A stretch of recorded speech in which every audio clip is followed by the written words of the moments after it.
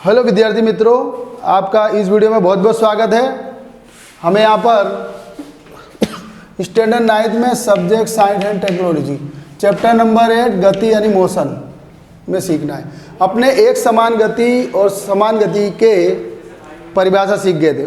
तो परिभाषा के तो आपको मालूम है, लेकिन उसको आलेख से कैसे दोनों में अंतर है वो आपको समझना है। तो आप मैंने इधर पे आलेख बनाया, आपको एक समान गति का आलेख नंबर 1 में डाला है और असमान गति का नंबर 2 में डाला है। यहाँ पर लिखा है दूरी वर्सेस समय का आलेख। इसका मतलब दूरी वर्सेस बोलते हैं इसको, दूरी वर्सेस समय। तो यहाँ पर जो पहला होगा वो एक्स अक्ष पे लेंगे, दूसरा होगा वाई अक्ष पे लेंगे। हमेशा ध्यान रखना आलेख बनाने के लिए। आलेख आपने सीखा ही होगा, एक्स अक्ष और वाई अक्ष की ज़्यादा आवश्यकता होती है उसमें।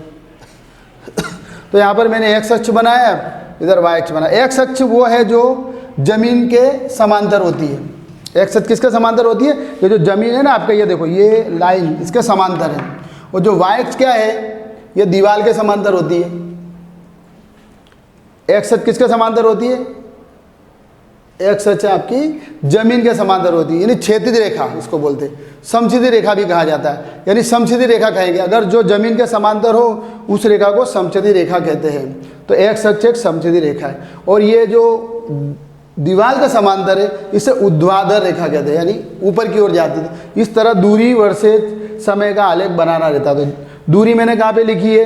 एक्स अक्ष पे लिखनी चाहिए, ध्यान रखना है। यहाँ पे थोड़ा सुधारा कर देंगे, इधर वाई अक्ष कर देंगे और इधर पे एक्स अक्ष। खास ध्यान रखना, इसको उल्टा करना पड़ेगा। इधर थोड़ा रॉन्ग हो गया, इसको मैं सुधार रहा हूँ। वाई और आप भी ध्यान रखोगे इस चीज़ को कि यहाँ पर जो दूरी होती है वाई अक्ष पे लेने का और समय एक्स अक्ष पे लेने का, ये खास ध्यान रखोगे। जो पहला होता है वाई अक्ष पे, दूसरा होता है वो एक्स अक्ष पे। तो दूरी किस पे लेने का? वाई अक्ष पे, समय एक्स अक्ष पे लेना है। तो यहाँ पर मैंने कुछ समय लिखा है, देखो 10 सेकेंड में है समय, 20 सेकेंड, 30 सेकेंड, 40 सेकेंड।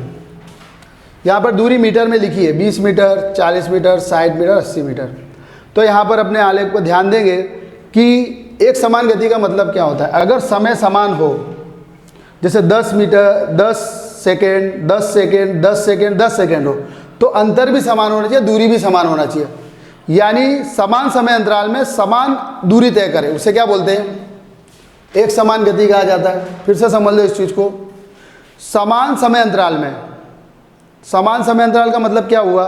ये अंतर समान होना चाहिए। जैसे इधर से आपका 10 सेकेंड हुआ, 10 से 20 में भी 10 सेकेंड हुआ, 10 सेकेंड 10 सेकेंड हुआ। और जो अंतर है वो आपका 20 मीटर है, 20 मीटर है, 20 मीटर है। तो समान अंतर है, इधर समान दूरी है। तो अपने इसका आलेख कैसा बनेगा और किस तरह बनेगा मैं आपको समझाता हूँ। सबसे पहले मान लो कि 10 सेकेंड में दूरी कितनी तय करता है? 20। तो आपको इधर जाने का, इधर जाने का, इस तरह से देखो।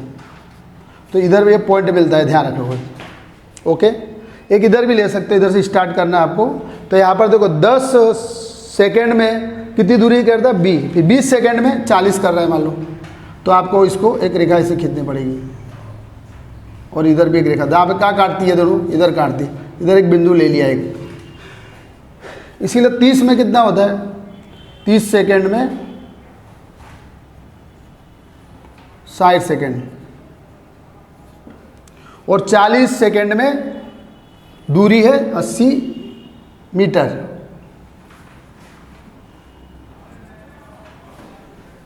तो इस तरह आपको पॉइंट मिल रहे हैं। अब इन सबको क्या है? आपको मिला देना है। इन सभी पॉइंटों को क्या मिला देना है? इस तरह आप मिलाओगे, इस तरह आप मिलाओगे।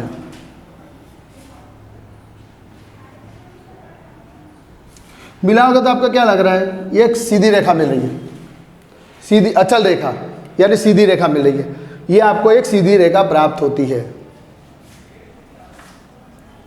सरल रेखा भी बोल सकते हो, सीधी रेखा, या इसको सुरेखा भी बोलते हैं। सुरेखा यानी सीधी रेखा। तो आप जानोगे कि एक समान गति का जो आलेख बनता है वो कैसी रेखा बनती है? एक सीधी रेखा बनती है, एक सुरेखा बनती है, ध्यान रखना है। तो आप देखोगे इधर दोबारा देख सकते हो, 10 के लिए कितना हो रहा है? 20। 10 सेकेंड के लिए 20 मीटर दूरी दे रहा है, 20 के लिए 40, 30 के लिए 60 और 40 के लिए 80। तो इस तरह ये जो पॉइंट इधर मैंने बनाए मिला के उसको मैं मिलाऊंगा तो एक ये सीधी रेखा बनेगी आपकी, यानी सुरेखा बनेगी। तो इस तरह ये एक सीधी रेखा प्राप्त होती है। यानी एक समान गति का आलेख क्या? एक सीधी रेखा होता है। ये असमान गति में क्या होता है कि समान समय अंतराल होता है लेकिन दूरी अलग अलग हो जाती है, ध्यान रखना। इसमें क्या था, देखो इधर कितने का 10-10 सेकंड का अंतर था और इधर 20-20 मीटर का अंतर था। तो यहाँ पर अंतर और समय दोनों समान है। यहाँ पर थोड़ा अलग होगा, इधर ऐसा अलग होगा कि जो आपका समय है वो तो समान रहेगा लेकिन दूरी अलग रहेगी। मान लिया कि 10 सेकंड में दूरी 10 मीटर चल रहा है पहली बार, इस तरह से इधर ले जाएंगे इधर ले जाएंगे, ठीक है। फिर 20 सेकंड में वो सीधे कितना चल रहा है, 40 चल रहा है। मान लो 20 सेकंड में कितना चल रहा है, 40। क्या अंतर आ रहा है मैं आपको बता रहा हूँ। अंतर ये आ रहा है कि यहाँ पर मैंने समय 10 सेकंड लिया तब दूरी 10 मीटर हुई। जब 10 सेकंड लिया तो दूरी कितनी हुई है, 10, 20, 30 हो गई। मतलब इधर पे दूरी बढ़ गई है, दूरी बढ़ गई है। घट भी सकती बढ़ भी सकती, दूरी बढ़ रही है, मान लो अधिकतर बढ़ेगी। तो अब जब 30 सेकंड में जाएंगे तो मान लो 60 हो जाती है। तो यहाँ पे भी देख सकते हो कि इधर से इसका कितना समय है, 10 सेकंड है लेकिन दूरी कितनी है, 20 मीटर है। मतलब हर बार दूरी बदल रही है। अब इस बिंदु को मिलाने से क्या होता है देख सकते हो आप लोग। इसका आलेख एक सीधी रेखा नहीं बन रहा, सुरेखा नहीं बन रहा, बल्कि इस तरह एक तिरछी रेखा बन रहा है। कैसी बन रहा है, तिरछी रेखा है, वलयाकार बनता है ऐसे बोलोगे। तो इस तरह इसके आलेख और इसके आलेख में डिफरेंट देख सकते हो, एक सीधी रेखा है और एक वलयाकार रेखा है। तो इस तरह से आपको एक समान गति और असमान गति को आलेख द्वारा समझ सकते हैं। तो इसके बाद अपने अगला टॉपिक को समझेंगे मित्रों। तो फिर क्वेश्चन नंबर 2 पे आ जाते हैं अपने। यहाँ पर आलेख द्वारा रेखिक पथ पर अचर त्वरित को ऐसे दर्शाते हैं, गति का समीकरण v बराबर u प्लस at प्राप्त कीजिए। यहाँ पर अपने अचर त्वरित गति के समीकरण 3 लिखे गए, 1, 2, 3। तो उसमें से पहला नंबर का समीकरण अपने पहले प्रूफ करते हैं, उसके बाद दूसरे, उसके बाद तीसरा। उसमें u बराबर प्रारंभिक वेग होता है, v बराबर अंतिम वेग होता है, a का मतलब त्वरण होता है, s का मतलब दूरी होती है, t का मतलब समय होता है। तो यहाँ पर आप देखोगे कि आलेख क्या लिखा है मैंने, वेग वर्सेस समय का आलेख। तो वेग को y अक्ष पे लेने का, समय को x अक्ष पे लेने का। तो वेग कहाँ पे आएगा, y अक्ष पे आएगा और समय कहाँ पे आएगा, x अक्ष पे आएगा। तो यहाँ पर ध्यान रखना है अपने को कि पदार्थ मान लो यहाँ पर है शुरू में, तब उसका प्रारंभिक वेग u है। माना कि वो बिंदु A है, वो बिंदु क्या है, A है, वो बिंदु A है। तो वो बिंदु A है, मतलब A पर उसका वेग प्रारंभिक वेग u है, तब उसका टाइम 0 है। जब A से पदार्थ B पर पहुंचता है तब उसका अंतिम वेग v हो जाता है और टाइम t बराबर t हो जाता है। तो आपको आलेख से ये सब बायोडेटा था लिखना है। मैं बता रहा हूँ कि BC बराबर v होगा, VC बराबर ये नहीं है पूरा VC, क्योंकि पदार्थ O से जब इतर जाएगा तो उसका वेग क्या हो जाएगा, v होगा।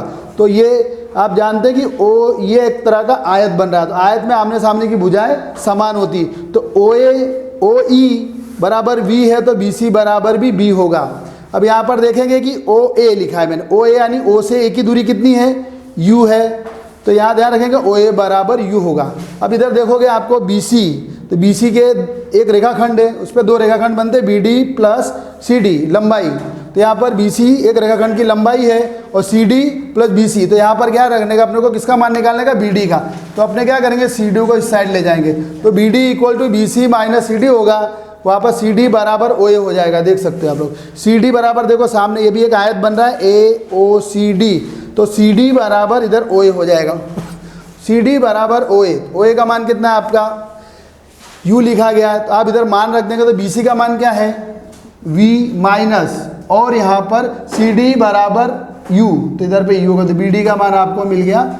तो इस तरह से ये वेग में परिवर्तन मिला आपको, VD बराबर वेग में परिवर्तन, वेग का जो परिवर्तन है वो क्या है, v माइनस यू। लेकिन मुझे क्या है, v माइनस यू तो आ गया, लेकिन इसमें त्वरण ढूंढना है।